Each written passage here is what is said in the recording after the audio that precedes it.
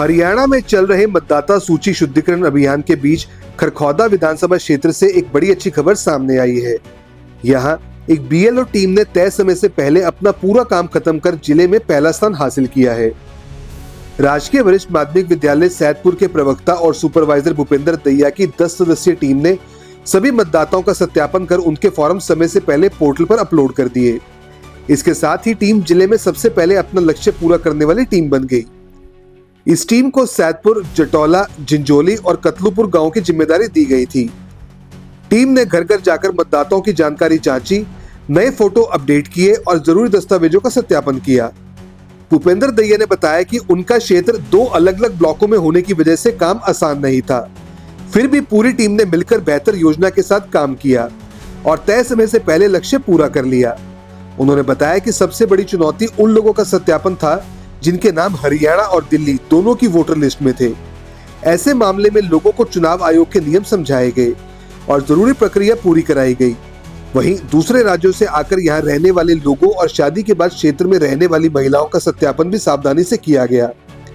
जिन मतदाताओं के फॉर्म नहीं मिले या खो गए थे, उन्हें नए फॉर्म भरवाए गए ताकि कोई भी पात्र मतदाता सूची से बाहर ना रह जाए। साथ ही सभी मतदाताओं की नई फोटो और जरूरी जानकारी भी रिकॉर्ड में अपडेट की गई। भूपेंद्र दैया ने इस सफलता का श्रेय अपनी पूरी बीएलओ टीम, चुनाव विभाग के अधिकारियों और निर्वाचन पंजीयन अधिकारी एवं एसडीएम अमित कुमार के मार्गदर्शन को दिया। मेरे अधीन 10 बीएलओज एसआईआर के काम में लगे हुए थे और मेरे निरीक्षण क्षेत्र में 4 गांव थे, सैदपुर, जटौला, जिंजोली और कतलुपुर। इनमें से सैदपुर और जटौला खरखौदा ब्लॉक के गांव हैं और जिंजोली और कतलुपुर राय ब्लॉक के गांव हैं। लेकिन ये चारों गांव 30 खरखौदा विधानसभा क्षेत्र के गांव हैं और इन गांव के अंदर गत 15 जून से 14 जुलाई तक एसआईआर की प्रक्रिया चली हुई है, जिसके अंदर हम सभी मतदाताओं के गणना पत्रों को इकट्ठा करके उनको मैप करके इलेक्शन कमीशन ऑफ इंडिया के पोर्टल पर अपलोड कर रहे हैं ताकि मतदाता सूचियों के अंदर शुद्धता आ सके।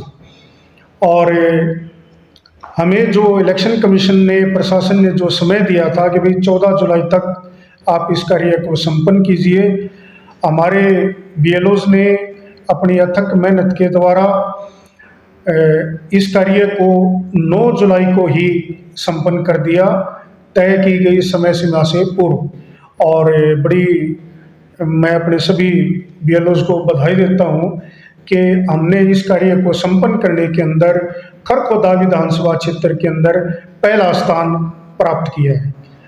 तो इस बीच आपको किन किन परेशानियों का सामना करना पड़ा?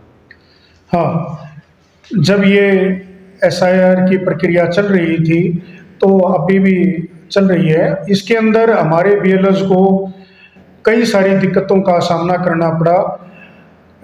उनके कार्य क्षेत्र के अंदर बहुत सारे ऐसे मतदाता थे जिन्होंने डबल वोट बनवाई हुई थी।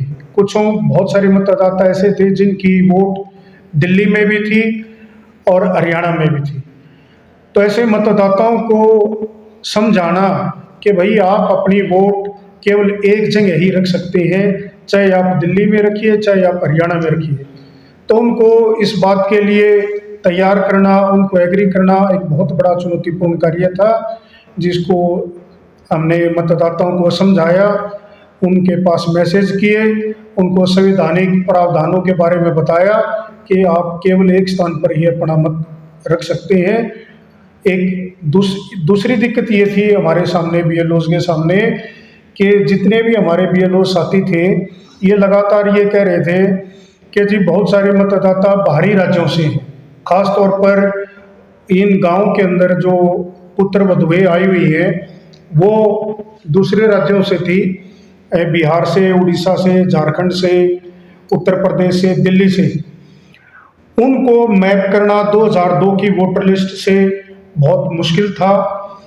ना तो उनके माता पिता मैच हो पा रहे थे, ना उनके बारे में पता चल रहा था।